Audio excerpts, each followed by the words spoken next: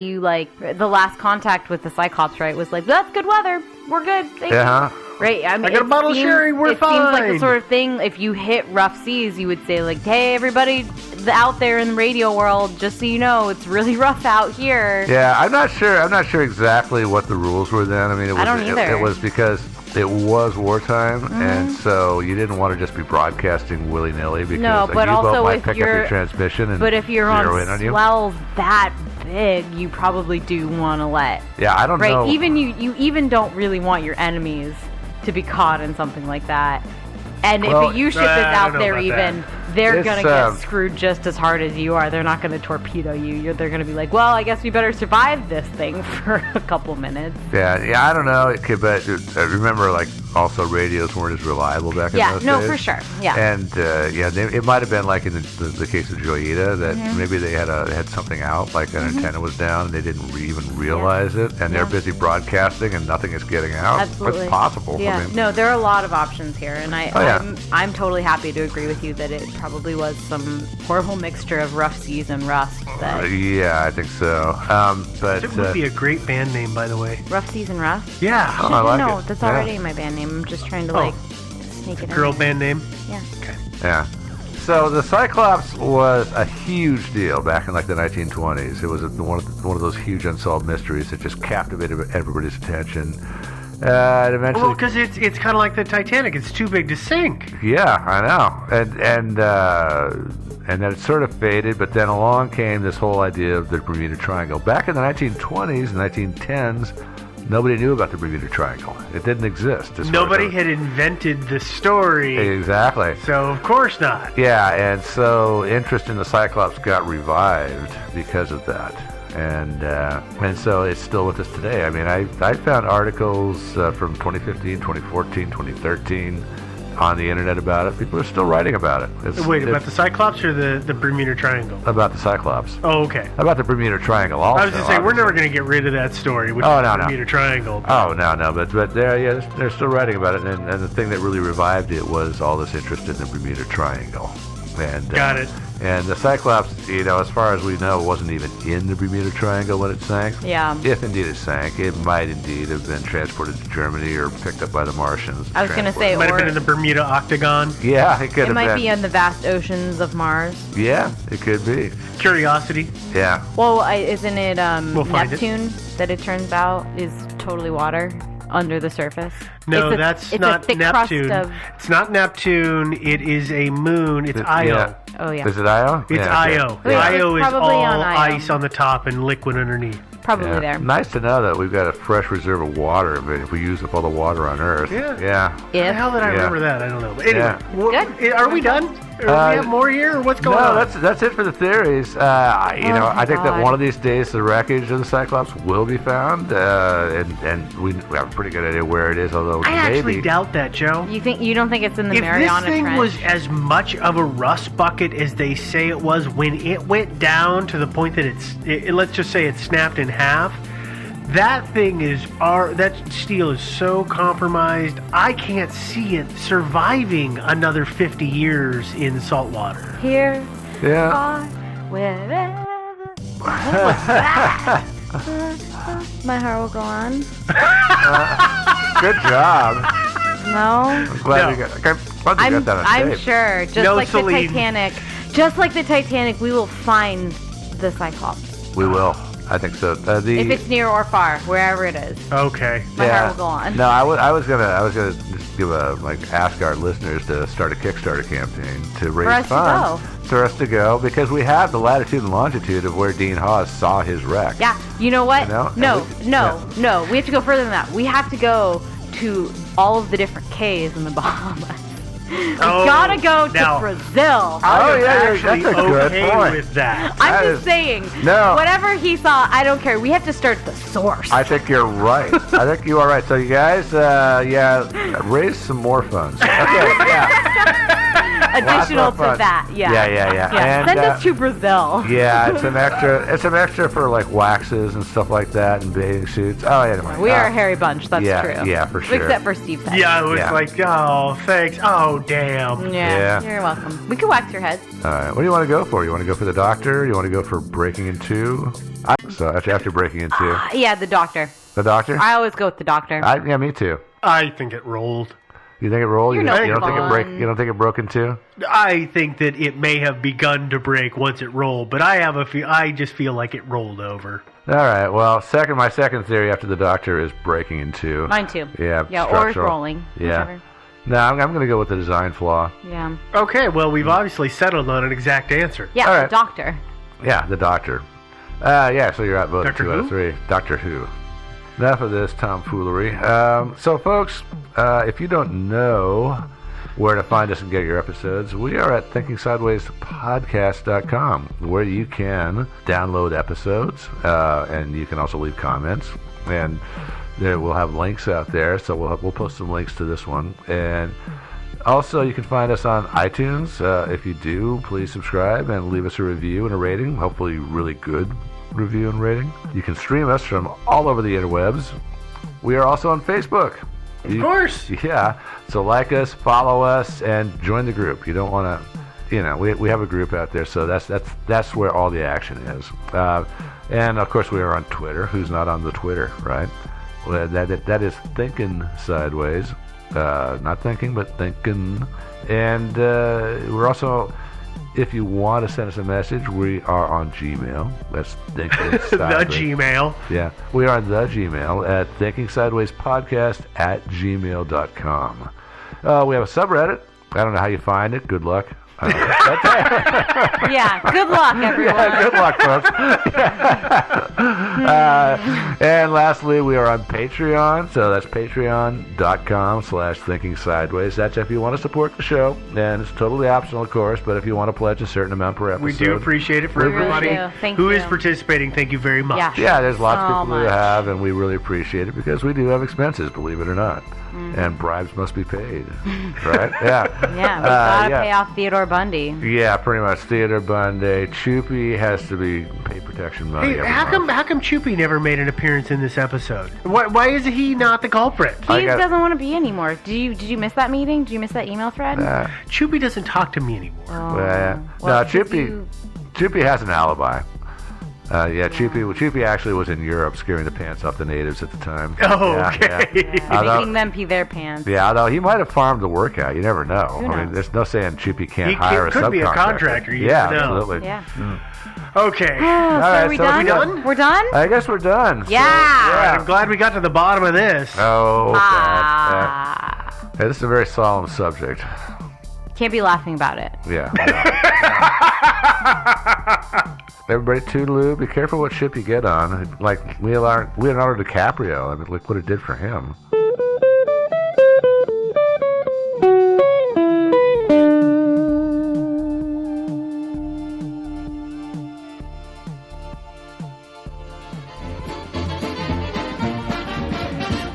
Thinking Sideways. I don't understand. Does not compute. You never know. Insufficient data to formulate a reply. What? Stories of things we simply don't know the answer to. Hi there. Welcome to another hard-hitting episode of Thinking Sideways.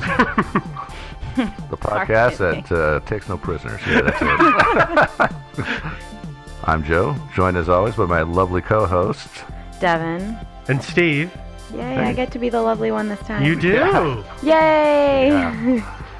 They're just being nice to me today. It's fine. Oh, nonsense. You're quite attractive. Aww. Yeah, so we're gonna solve another mystery today. So you guys ready? Yeah. Okay. Well, let me start from the top. This is about a guy named Donald Crowhurst, a British guy. And before I go any further, I want to give a shout out to our listener Karen, who suggested this. So thanks, Karen.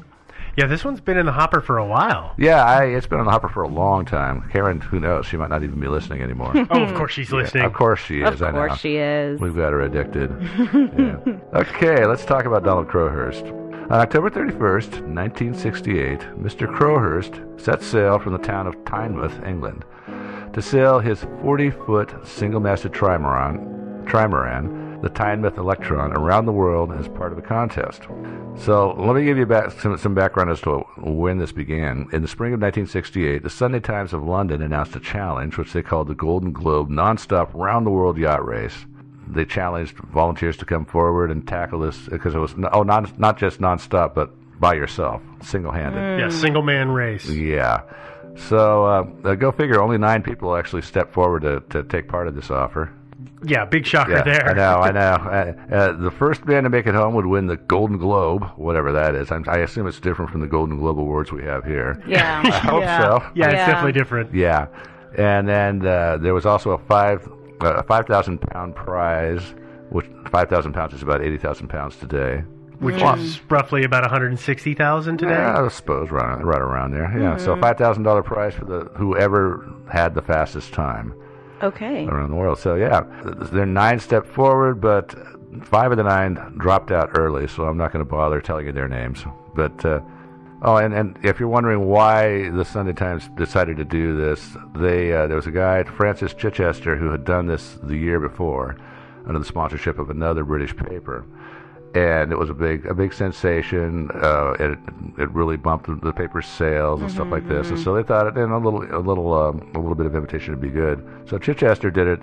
He did it in a fairly decent amount of time, but he stopped on the way. Yeah, he had to stop to make repairs. Mm-hmm, exactly. Which is like, when you think about it, getting around the world nonstop without going on shore to get supplies or make repairs. I mean, it's like, yeah. Well, and I think what people need to keep in mind is that the route that these guys are taking is they're sailing from England south, then going around the Horn of Africa, and Cape basically Horn. staying in. Do they call it the Roaring Forties? Is that the latitude where that's that's roughly the Roaring Forties. But when you go around Cape Horn, you're in the Furious 50s. Yes, yeah. which are terrible seas. I've actually been to Tierra del Fuego, as you know, and I've experienced that wind, and that was in January, which is their summertime, and it was incredibly ferocious, unbelievable. So no wonder that as he's sailing through that area, and then he rounded the tip of South Africa. I think that's where he stopped to make repairs. Is that correct, Joe? Do you remember? I don't remember where he stopped. Yeah, he might have stopped in Australia. I don't remember which, but he had to stop because the seas were so terrible. Or something. But this is the thing that really kind of mystifies me about this particular race, is why they had them go the route that they did. Because the Roaring 40s and the Furious 50s basically circumnavigate the South Pole. They go around there, and they go around it from west to east. And so when you're in a sailboat, you want to, and you're in really gusty, strong winds like that, you want to be heading into the wind and not running off the wind. Because if you're running off the wind and a sudden huge gust hits you and you've got a lot of cloth out, then it can rip your mast off. Whereas if you're heading into the wind, then your boat just lays down and then comes back up again. So you're saying that they should have had them go the opposite way around? They should have had them go the opposite way around. Or if you the Panama Canal, or yeah, that's what I would do. I'd sneak through the Panama Canal. Yeah. Of course, these guys were, but of course you got 2 guys in this race who were doing trimarans, and a trimaran going into the wind around Cape Horn, for example. I don't know how well that would do. They probably would just flip right over. So. Well, and a trimaran is a 3-hull boat, essentially. Exactly. Yeah, I was going to talk about the trimarans in a second here, but so anyway, the Times, we're kind of going all over the place here, but the Times, essentially, that was their motivation for doing this, was publicity. And as I said, they got 9 takers. And 5 of them dropped out early, so the remaining 4 were a French sailor named Bernard Moitessier, a British former merchant seaman named Robin Knox Johnston, and a former naval officer named Nigel Tetley. I like that name. It's so British. Nigel Tetley. It really Very is. British. Yeah. And also the 4th guy, a guy named Donald Crowhurst, who was an amateur. I mean, he's the guy that's like sailed in the English Channel and stuff. He'd never actually made an ocean crossing in a sailboat. He's a weekend boater. Yeah. Referred to. Okay, a competent enough sailor, but he was taking on a big project here. Sure. Yeah. So a little bit about Donald Crowhurst. He was an entrepreneur and an amateur sailor, and he had started a small computer business, which was called Electron Utilization Limited. He was an inventor and a tinkerer, and he invented this device called the Navigator, which is a radio direction finding device that actually I don't know if it was actually the Navigator or the Loran, but it eventually became widely used. And so it basically triangulated on radio signals from shore to tell you where your position Oh, was. sure, like replace the compass. Mm-hmm. Yeah. Sure. To Well, replace and it. we're talking, this is 1968, so GPS has not Right. been Oh, invented, yeah, so yeah, Right. yeah. we've got to have something. Yeah. Okay. So in those days, yeah, I mean, a lot of people in those days were still using sextants, of course, but he thought this would be a really cool, spiffy way to, and he was not really into navigation that much, so I think it appealed to him to have something that would be easier to use than the old traditional. Sure. Mapping the stars. Yeah, I mean, so like sextants and charts and all that stuff. So, I think that's why he invented this thing. But the problem is he thought it was going to make him a lot of money, but so far he wasn't selling many of them at all. And so when the Golden Globe race was announced, he was in pretty dire financial straits. And I think that he thought the cash prize would keep him afloat until he finally got his business off the ground. Yeah. And so that was his big motivation. And maybe he liked attention too. Maybe he felt like that would be a way to call attention to his business. Sure. He would get all this notoriety, and he'd Yeah. be going like, "Yeah, hey, why? Just by the way, I've got this device called the Navigator." Well, Or the especially Navigator. if like maybe he made use of it to like win this competition, right? If you say, "Oh, I couldn't have done it as quickly if I hadn't been using this invention that I had, because I would have been so tied up trying to navigate by the stars that I I know. wouldn't have done it nearly as fast." So maybe that's also a pretty good I know. possibility. I don't really have any information on that about whether he actually used his Navigator. Oh, yeah. He didn't. I yeah. don't think he had to actually use it. I think he could have just said when he won. Yeah, that's true. Yeah. And I used this thing. Yeah, I don't remember ever seeing any, but it's really hard to say, but I don't remember seeing anything saying he was using it. But he Well, may and very it's- well have been. Hard to know what his plan was upon return. Yeah, I don't know. Okay, he unfortunately didn't have the kind of money that he needed to buy himself a big old boat to sail the Sure. world in. So he persuaded a local millionaire named Stanley Best to sponsor his entry and buy him a boat. And they commissioned a boatyard to build this trimaran. And the millionaire, Best, bankrolled the trimaran, but he made Crowhurst sign an agreement which stated that if he backed out of the race or if he dropped out early, he'd have to buy the boat back. Okay. And he Crowhurst mortgaged his house and his business against this boat. Everything he owned. Everything he basically. had basically against this boat. And so, yeah, he was committed. He was extremely committed. He also hired a publicist named Rodney Halworth, who was a former crime reporter for a couple of British newspapers. And Halworth was instrumental, actually, in kicking up. He did a really good job back at home at taking any dribbles of news that he got from Crowhurst and disseminating it to the media and whipping up a frenzy of excitement about this whole thing. Great. Yeah. Yeah, race fever. But the deadline was leaving. I didn't mention the deadline for leaving England, did I? No. Oh, yeah. I'm sorry. Yeah, the deadline for leaving was Halloween. It was October. Which was the last, I think that was because it was the last day they figured anybody could safely get around the Horn because of around the the sea. Cape of Good Horse, around the Cape of Good Hope. Yeah. Yeah, exactly. So they figured that as a safety measure, then they would have, and also you got to kind of have a cutoff. You can't have somebody like leaving a year later. Yeah. That doesn't work. That doesn't really work right. Crowhurst actually did not get his trimaran until pretty shortly before the race deadline, and he said he only had about 4 weeks to outfit the boat and get all of his gear together and get ready for this voyage. So, needless to say, he was kind of behind all the other ones who had already left long before, and so he wound up leaving on the day of the deadline, October 31st. And was it fastest in time or like the first person back? First person back got the Golden Globe. Okay. And whoever of the four would get the 5,000 pounds. That was went the fastest. fastest. That was the fastest. So they counted like how many days it took them, not like who was back first. Exactly. Okay. Exactly. Okay. Yeah. So Crowhurst, if say if all the guys ahead of him beat him in, but he still came in after them, he could still have won that prize. Right, with less days. Yeah. Okay. Yeah. But anyway, let's go back to October 31st. That's the day he set out from Tynemouth, England. And now I'm going to depart again. I'm going to do a little travelogue stuff. Tynemouth is a quaint little seacoast town on the English Channel. I took a tour of it on Google Street View. Shocking. I know. Yeah, I ran over several pedestrians and a dog. That's what I love about that. I think I sideswiped at least 100 cars. Yeah, so sorry, Tynemouth. I apologize. But I do want to say, if any of our listeners are from Tynemouth, you people really do have a picturesque little town.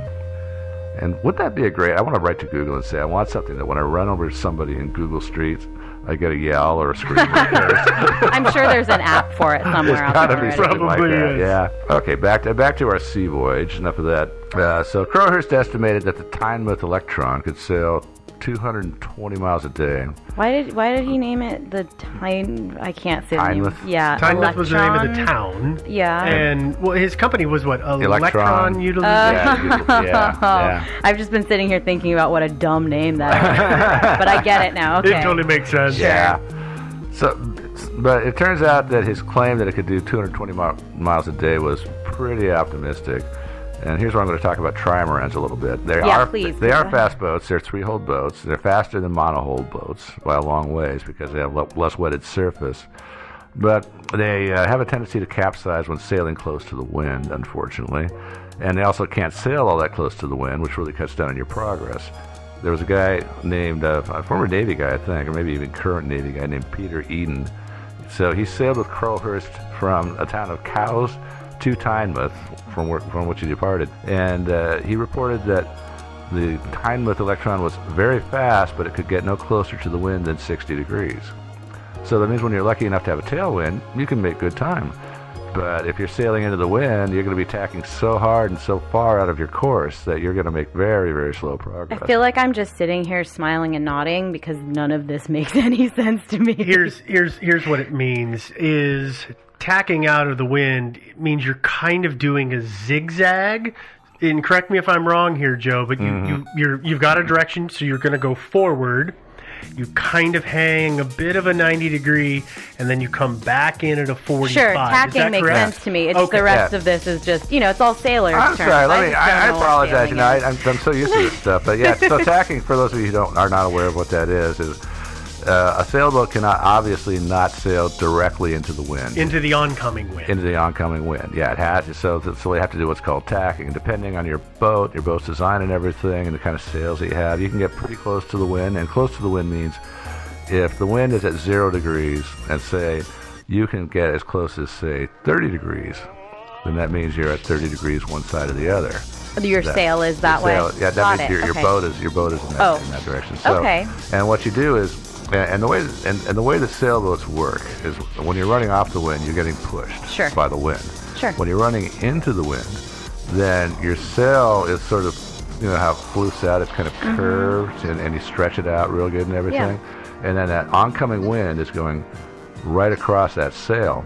And the Bernoulli effect, you know what that is? Yep. The Bernoulli effect creates a low pressure thing. A low pressure zone is created on the outside of the sail, and the sail is pulled forward. So when you're sailing into the wind in a sailboat, you're not being pushed, you're being pulled by the wind. I feel like we just did a tiny little episode of how stuff works. Yeah, I know. Yeah, so anyway, that's sorry for the boring dissertation on that, but that's what tacking is. It's very helpful, actually. Yeah. And so what you do is you go a ways in one direction, and the helmsman yells out, "Ready about," and all the hands they loosen up the jib, and then you swing the tiller over to the side, and you go across your line of direction. The line of direction of the wind. So you're literally zigzagging back. Yeah, I think many of us just need to fall into the calm, deep voice of Joe and just just kind of jump on board and say, all right, he knows what he's talking about, and it doesn't really matter that much. Yeah, I guess it doesn't really matter, but just to say that if you can't get any closer than 60 degrees to the wind, then you're gonna have some pretty slow going when you've got oncoming wind. Okay. So this guy Peter Eden said that Crowhurst had a tendency to fall overboard when they were in the town of Cowes. Apparently, he fell overboard several times. 3 times. Yeah. And when they were getting aboard the boat to go to Tynemouth, he fell aboard as they were boarding. He fell overboard. But otherwise, Eden said that Crowhurst was a pretty good sailor. He did say that he was a bit sloppy about navigation, but he was actually a pretty good sailor. But Crowhurst we should note, as we noted already, didn't have any open ocean sailing experience. And it's totally different, right? Pretty much. I think that when you're at sea, a lot more stuff can happen. You know. Sure. I mean, Yeah, you don't get crazy big waves and stuff like that when And you're in the storms. channel. Yeah, when you're in the channel or sailing close to shore and a storm shows up, you know, you just go home real fast. Yeah. Yeah. You can't do that when you're out in the open ocean. Yeah. Yeah. So anyway, he left, and he was sending back occasional radio messages, but according to his logs were read later on, and after a few weeks at sea, he'd averaged no more than 130 miles a day, and he had barely passed the coast of Portugal. So that not far at all, really. You think at 2 weeks, and he's only made it to Portugal. And at this point, and he's also radioing back some somewhat dishonest accounts of his speeds. He's actually exaggerating his position and the speeds that he's attaining a bit. Back on the boat, according to his logs, it's apparent that he was starting to realize that he was way out of his depth. And he actually wrote in his log that he estimated his odds of surviving the round-the-world trip at 50-50. So That's not good odds. I feel like that may even be optimistic, though. Like, from everything that we know about him, like, if he has a tendency to fall overboard, I know. You're alone in the middle of the ocean. Well, and think about this too. If he's off the coast of Portugal, that's in a fairly temperate zone. The weather's not too harsh, and he's got to be thinking. So if he's already having second thoughts, he's thinking, "Oh my God, the weather when I'm passing the capes is going to be brutal, and my odds of survival are pretty slim." So because running those capes is tough, and also another reason for his low spirits is that the boat had sprung a leak. So that's a brand new boat. Yeah, I know. Well, that was the problem. The boat had never been tested. It was a new design. Oh. And I'm sure Joe did, and I don't know. Did you see the pictures of his boat? No. It's actually really cool looking because it's super flat on the top. It's just got this itty bitty window that's it looks like it sticks up maybe a foot off of the top of the boat. Very streamlined, very cool looking boat. Yeah. But it was a new design. They'd never tested it, and the only way he could get water out because he was sprung a leak is that the thing didn't have pumps. Oh, yeah, of course. So he had to use a bucket. He had to go open it up and bucket the water out and then seal it back up. That's got to be it's got to be hard on morale. Well, and think about it again. It's just like you said. He's in good seas when he's doing that. Yeah, and when you're in bad seas running the Cape, are you going to have time to go out and go down and are you going to be able to leave the till and go down and do some bailing? Yeah. So he's got to have that on his mind. Well, and I don't know if either of you came across the reason that he chose the design. The trimaran? Yeah, why he chose a trimaran? Because as you said, they're faster. Well, they're faster, but they also will tip in a situation like the scene you're talking about. Yeah, he thought he had a workaround for that. Yeah. So his workaround was, and he was an inventor kind of guy. So his idea was to have a big bladder that could fill with air at the top of the mast. Of course, when those things go over, of course, they're going to completely capsize. The idea was that this bladder, when I think he had like leveling mechanism, like detectors, maybe mercury switches on the deck, something like that. And the idea was that when it started to go over, that thing would activate and boosh, it would fill it with air or CO2 or something and inflate that thing and stop the boat from capsizing. And then he had come up with an idea to put some pipes and tanks in the outer holes, and that way he could pump water into whatever hole was sticking up highest. And then level it out. Yeah, and and make it heavier, and then just count on wave action, like an oncoming wave would. Once he's got enough weight in that upper hull, an oncoming wave would raise the top of the mast high enough to cause the whole boat to just raise out of the water and tip back down. Problem is, of course, again, he didn't have the boat long enough.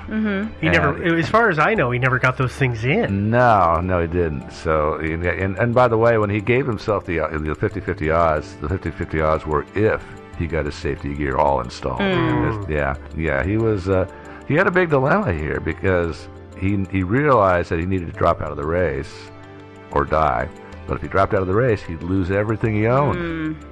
That's tough. Yeah, very tough choice. So apparently he hatched a plan. He would just noodle around in the South Atlantic for a while occasionally radioing false positions, telling, say, hey, I'm in the Indian Ocean, hey, I'm in the Pacific, things like that.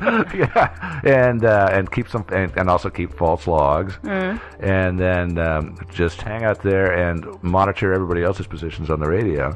So when everybody else had said that they were in the Atlantic and headed home and were safely well ahead of him, and he knew he would come in last, then he would radio back to England, and he would come in last, and he'd have a good adventure story to tell.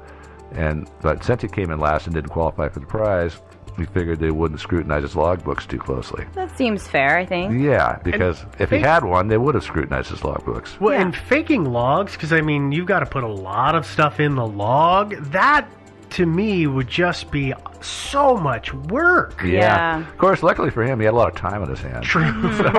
He was just sailing calm seas and kind of temperate areas, just chilling out. What else do you do? Yeah. On December 10th, after about 6 weeks at sea, he radioed his press agent, remember him, Rodney Hallworth? Yeah. Saying he just sailed in one day, a record 243 miles. Wow. Hallworth used that and other things to keep up the buzz at home. He was doing his job. And obviously, he never sailed that thing 240. I mean, actually, it's maybe conceivable if he had a good day and he had a tailwind. And he didn't have any water in the holes? Yeah, he spent all the day bailing and everything. Yeah. Maybe he did. I don't know, but I'm pretty sure he didn't. Around Christmas time, Crowhurst radioed in saying that he was somewhere off Cape Town. But at this point, he's weeks behind everybody else. And then not too long after that, he started claiming that he had a faulty generator in his radio broadcast, and then he just shut down transmissions entirely. He went ashore at one point in South America for repairs, which broke the race rules, of course. You can't go ashore. But at this point, he didn't really care anymore. He just made sure to keep a low profile so nobody identified him. Bernard Moitié dropped out of the race after rounding Cape Horn. He was actually in the lead, but he just sort of just said, hell with this. I think I'm just going to sail on and go to Tahiti. So that's what he did. Yeah, he eventually did. I think he was at sea for 300 or 400 days by himself before he finally made landfall. I know. I mean, seriously. I mean, if you decided if you round the Cape and you decide, well, I don't really feel like doing this anymore, why don't you cruise over to Ushuaia and put in for a while and get a few beers and have some human company? Yeah. See, I thought Bernard, he dropped out of the race after he was back in the Atlantic. Yeah, and it's right after he rounded Cape Horn.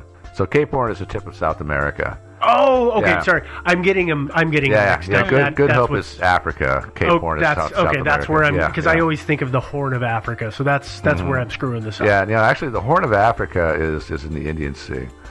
It's like the Gulf of Aden and all that stuff. That's the Horn of Africa. So, okay. Yeah. Sorry to be lecturing you here. No. I know them both, but I'm mixing them. Yeah. It's hard. Yeah. Yeah, I know. All this geography. I know. Stupid globe. Yeah, stupid geography. So after Moitié dropped out of the race, that left three sailors: Robin Knox Johnston, Nigel Tetley, and Donald Crowhurst. Robin Knox Johnston arrived home first. He got home April 22nd, 1969, and he won the Golden Globe. Yeah, Crowhurst was out of contact, but everybody was interpolating his progress based on his past reported positions and the speeds that they could estimate based on those distances between those points. And so it looked, based on that interpretation, like Crowhurst might actually beat Nigel Tetley for the best time. And so there was a lot of excitement back home. So on April 10th, 1969, Crowhurst finally broke his radio silence, and he said he was headed back up the Atlantic, having cleared Cape Horn. And, of course, Hallworth sent out a press release. The press went nuts because it looked like Crowhurst was a plucky amateur who was in serious contention for the 5,000-pound prize. Lots of excitement all the way around. But of course, Crowhurst was relying on Tetley because he knew that Tetley had a 2-week lead on him. So he was very depending on not winning. Well, I think he should have waited a little longer before he broke his radio silence, because Tetley, of course, was aware that Crowhurst was back in the